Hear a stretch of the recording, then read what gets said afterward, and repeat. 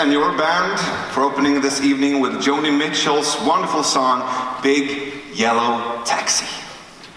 I was brought to this world through war, pain, and a lot of uncertainty. And when I first discovered the warm and colorful world of Astrid Lindgren, it was like coming home. I am therefore honored to be your designated magic carpet driver tonight. And I would do my innermost to guide us safely through the magic, the love, the sadness, and sometimes confusing terrain of human existence. We are here to celebrate the laureate of Astrid Lindgren Memorial Award, the world's largest award for children's and young adult literature. This award is to honor Astrid Lindgren and to focus on the importance of quality literature for young readers all over the world. But it is also to honor the magicians who use the made-up structures of the human language to create doors for us to walk in through. Through our imagination, we can then feel, empathize, and understand each other better. The laureate is selected by a 12-member expert jury, and this jury receives nominations from over 200 organizations all over the world. The Swedish Art Council is responsible for this administration, and I would now like to welcome up on stage Mr. Staffan Forsell, Director General of the Swedish Art Council.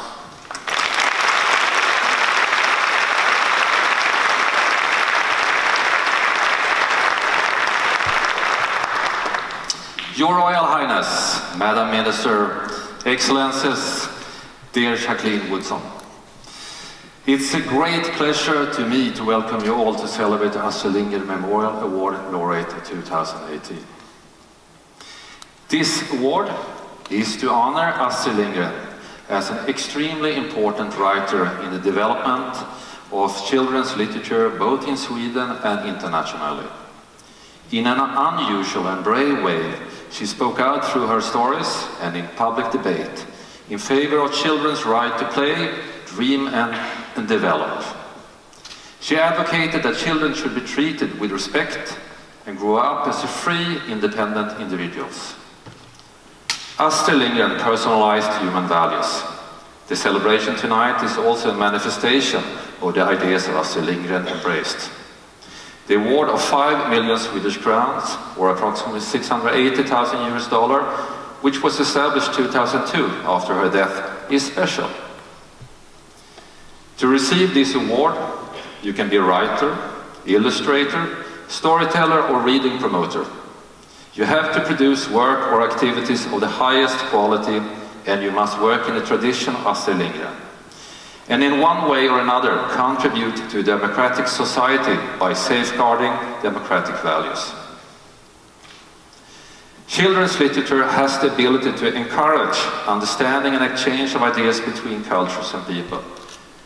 Young people's access to literature is a precondition for democracy and openness. I want to write for a readership that can create miracles. Children create miracles when they read.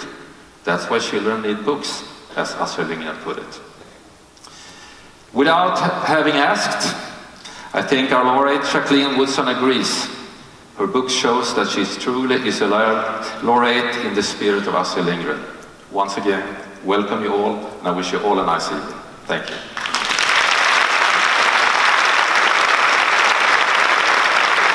Thank you so much, Staffan Forsell.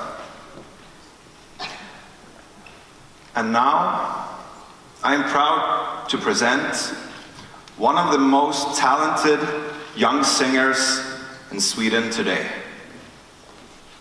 Janice.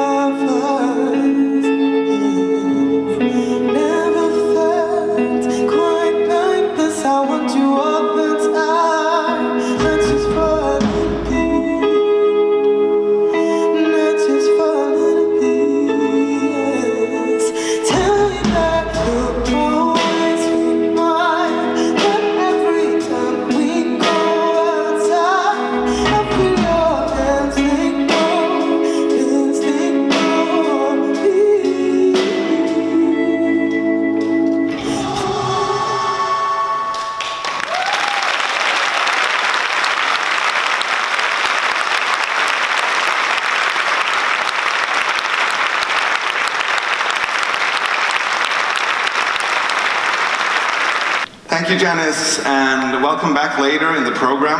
And thank you, Johan Landqvist, and your awesome musicians. We are looking forward to listen to your music later as well. Since the Astrid Lindgren Memorial Award was established, 17 laureates from 14 countries have been selected, and now Jacqueline Woodson will be the 18th. 8 writers have previously received the award. Their styles, themes and target groups vary, but they all have one thing in common. They share Astrid Lindgren's values, believe in the rights of the child, and have a total sympathy and respect for the young main characters. Reading Jacqueline Woodson's books, some of the stories made their way even deeper into my heart. To set us in the mood to celebrate her work, I would love to share one of her poems. It's from the book Brown Girl Dreaming. Who is this brown girl dreaming? My teacher wants to know. Staring out the window, so head in hands and eyes gone from here. Where are you, dear? Come back to the classroom, my pretty brown girl. I fear you're halfway around the world. Where is that mind of yours now? Outside. The winner stabs through the air, sneaks past the classroom window pane, and there, beneath it. If someone had been fussing with me to read like my sister, I might have missed a picture book filled with brown people, more brown people than I've ever seen in a book before. If someone had taken that book out of my hand, said, "You're too old for this," maybe I'd never have believed that someone who looked like me had a story.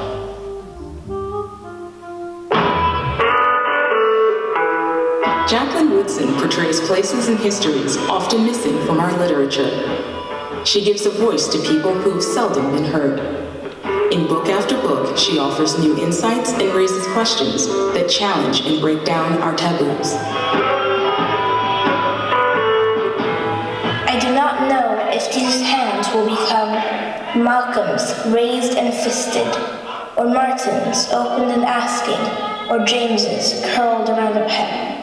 I do not know if these hands will be rosas or rubies, gently gloved and fiercely folded, calmly in a lap, on a desk, around a book, ready to change the world. Woodson's central work is the lyrical memoir, Brown Girl Dreaming. It's a story of her own childhood and how she became a writer. But it's more than just her own story. It's also a part of African American history revealed from the grassroots. Woodson writes about young people at the border between childhood and adult life. They're breaking away from places, from families, shaping their own identity. Anna says she believes there's a reason for everything that happened, even us coming here. Some mornings, I think about what Lulu used to say, about God having set our stage long before we were even in this world. I think about my own stage, how in the middle of the play, God said, "Cut." Love who you want to love. Be who you want to be. Don't say to yourself, I should've, I could've. Jacqueline Woodson is a master at writing characters. She sees deeply into young people's hearts and minds, and she is always unshakably on their side.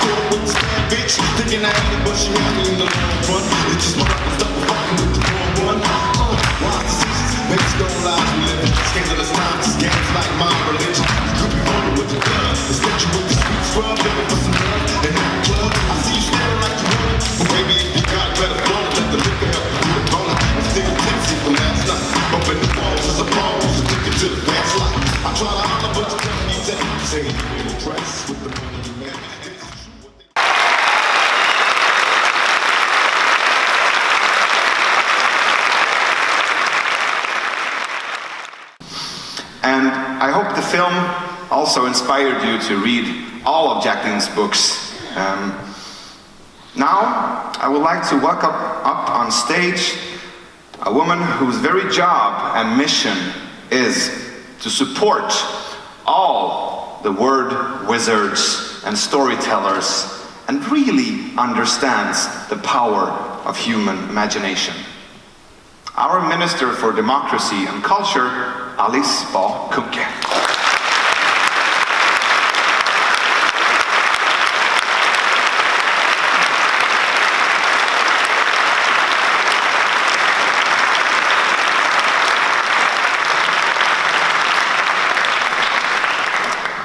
Your Royal Highness, Excellencies, ladies and gentlemen, Jacqueline Woodson. Daring to stand firm when everything around us is changing is difficult. Being true to our convictions, to who we are, I sometimes ask myself what she would say if she could see what Sweden and the world is like today. A world where so many of the values she held high are threatened. The wonder of nature, the beauty of the seasons, the equal worth of all people, and the right to live in peace and freedom. lie behind one of the world's most prominent bodies of work of all time. She is and will remain a role model when we doubt and when we despair. Jacqueline Woodson. It is a very special pleasure for me to be with you today. This is actually the second time in just a few weeks. If we can impart this feeling to our children and to young people, I am sure that more will dare to look beyond self-criticism, stifle the fear of being left out, and have confidence in their convictions. Then we will dare to defend what is essential in our lives: freedom and the right to be who we are. Today is your day, Jacqueline. You have been awarded the most distinguished prize a writer of children and young adult literature can receive. On behalf of the Swedish government, I offer you our warmest congratulations and look forward to following your work in the future. Thank you.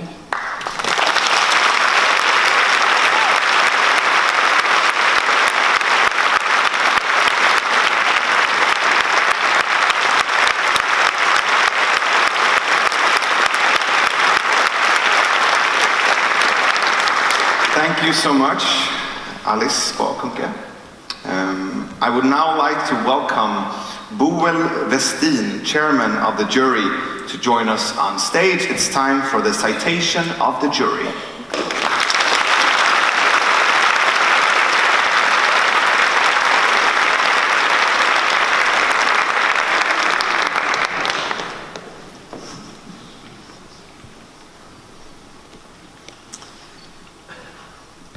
It's a long way to go. Dear audience, dear Jacqueline Woodson, in a language as light as air, you write about young people fighting to find a place where their lives can take root.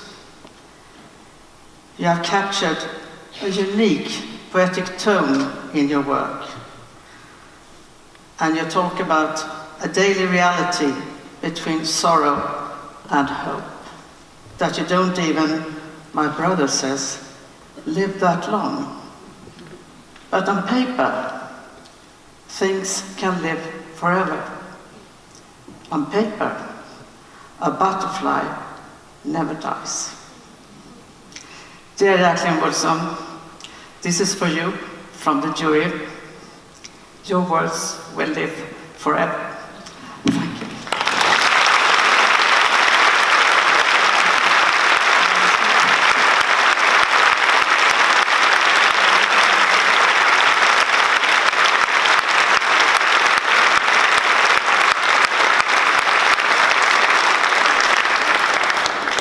Thank you so much, Boel Westin.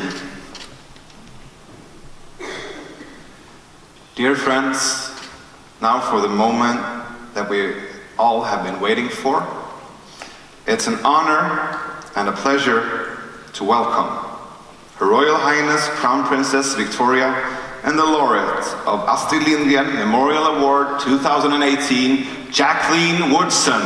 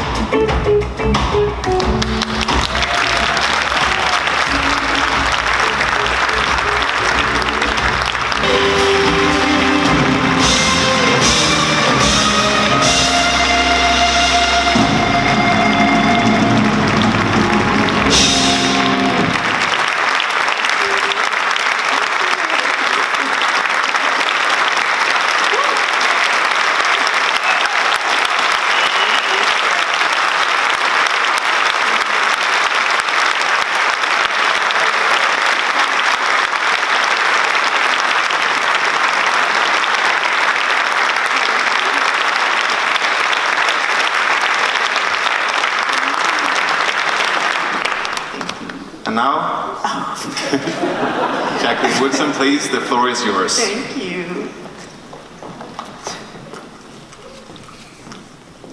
Thanks for holding my stuff.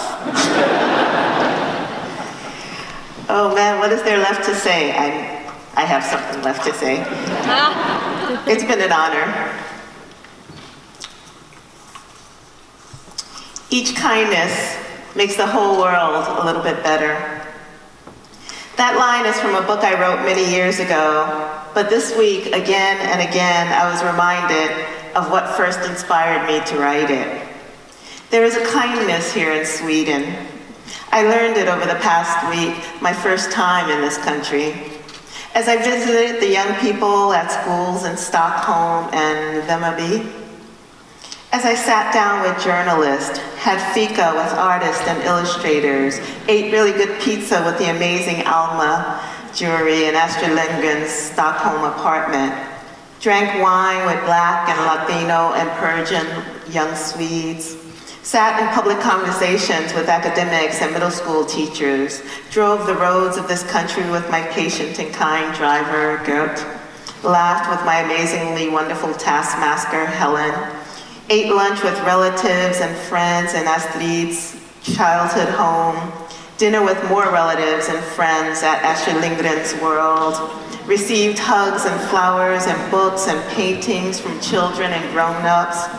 What I felt again and again was the deep kindness of a country and a people.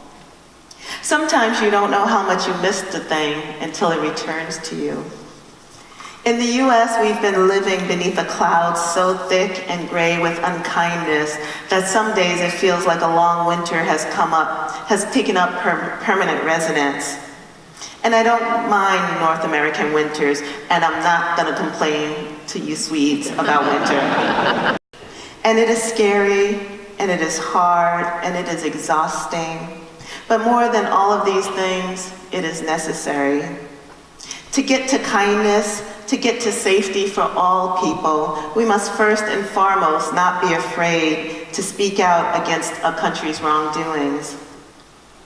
And above, you notice that I write the word gray to describe the time we are living in the US.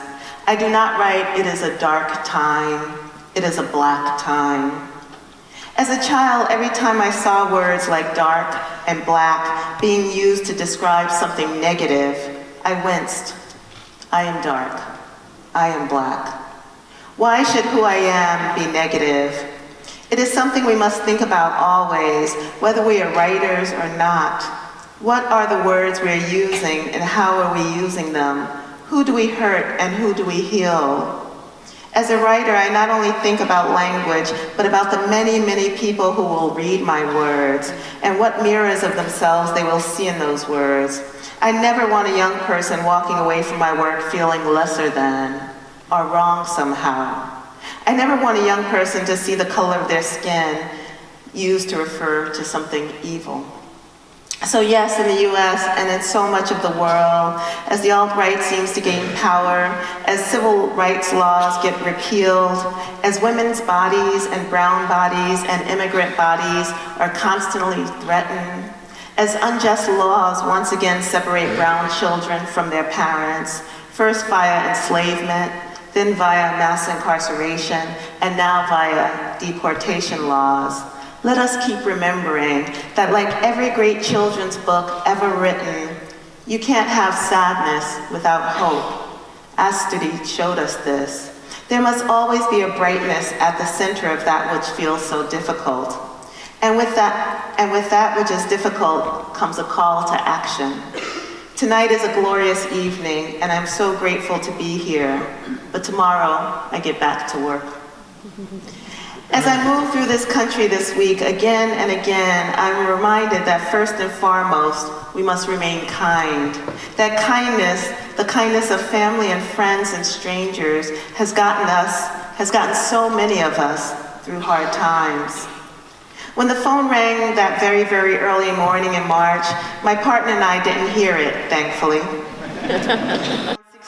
At 6 a.m., and hearing her speaking into it, I jumped up. A phone ringing at the crack of dawn is rarely good news. I quickly went through my mind asking the questions: who has been sick? Were both children at home? Had anyone we'd known taken a car trip in the middle of the night? Juliet, my partner, on the other hand, thought it was our daughter calling from 2 floors up to ask us to turn up the heat. The thermostat is on our floor, and in the cold months, we get this call often. You may ask, well, why doesn't your child just walk down the stairs and turn up the heat herself? But if you're asking that question, you are not a parent to a teenager. But when Julia handed the phone to me and an accident voice asked, "Is this Jacqueline Woodson?" I exhaled. No tragedy. Tragedy didn't come via the name Jacqueline Woodson. And as my half-asleep brain raced around wondering what or who or why, the voice said, "This is Helen Singlen. I'm calling you from Bologna to let you know you're this year's recipient of the Astrid Lindgren Award." Of course, I'm probably paraphrasing this because remember the half-asleep thing. Then she asked if I knew about this prize. What came to mind was Pippi Longstocking. And I think that's what comes to most American minds, because Astrid Lindgren wasn't published, wasn't translated when I was a young person, aside from those stories. I knew that there was an award. I know that some people had won it. I didn't know, though, that I was even in the running for it. It's been a bit of a crazy year in the US. But of course I had heard of the award. I didn't tell Helen that as I was talking to her, I was going upstairs to my computer to Google Astrid Lindgren Award. And then I think I probably used an American colloquialism that I won't repeat on stage. Then for the next 3 hours, as the information sank in, I answered call after call after call from the Swedish press. Slowly, maybe over a period of weeks, I became the Astrid Lindgren Memorial Award laureate. And for this, I say thank you. To the amazing jury that chose me, to the people of Sweden who have been so kind, to the Crown Princess who has presented me with this honor tonight, to my family who trekked all the way from New York City, my geeky kids complaining about us making them miss school again, to share this moment with me, to the Minister of Democracy and Culture, thank you. To Astrid Lindgren for her own deep respect of young people and for the value of their narratives. But mostly, I say thank you to the young people themselves, who each day give me a reason to keep on writing, who through their own strength, bravery, and perseverance show me the importance of the work I'm doing and all the work I still have left to do. Thank you.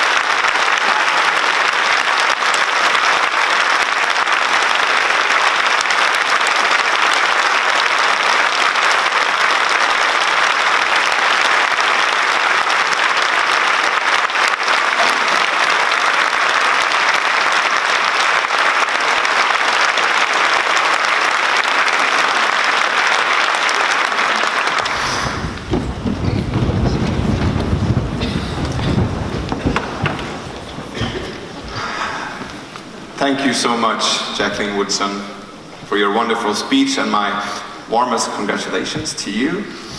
And many thanks to Her Royal Highness Crown Princess Victoria for being with us tonight. The diploma is made by Ida Björs and Maja Zetterberg. And you're all, Beautiful. If you want to get a closer look at the diploma, you can see it at the Grünewald Hall after the ceremony. And now I would like to welcome back Janice. Please enjoy listening to her latest hit, Queen.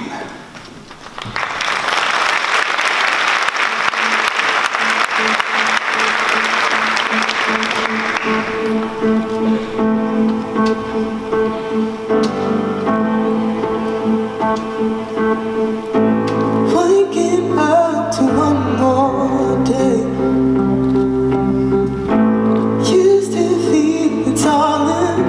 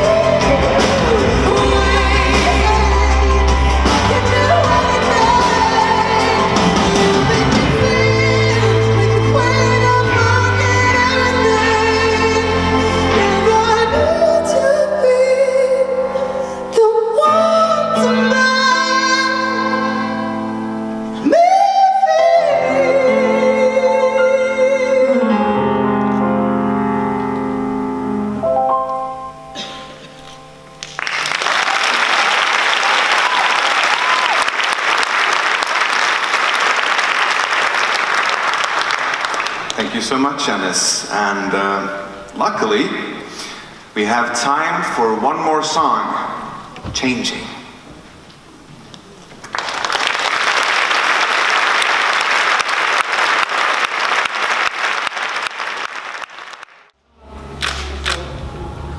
Thank you.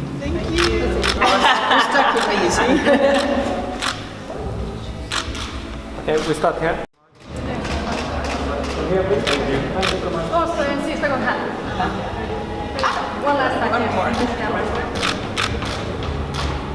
Så, tack så jättemycket allihopa.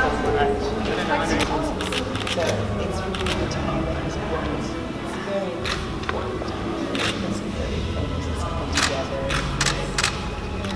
Tack ska ni ha.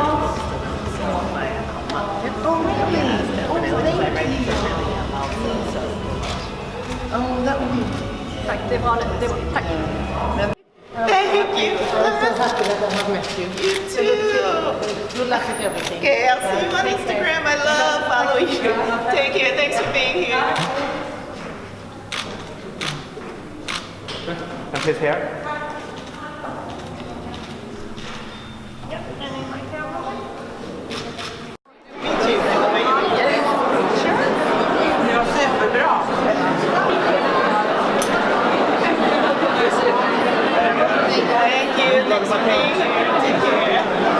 My name is Ulrika Stewart Hamilton and I'm the chairman of the Swedish Arts Council, and it is my great pleasure to propose a toast to this year's laureates. Cheers and skål, Jacqueline Woodson.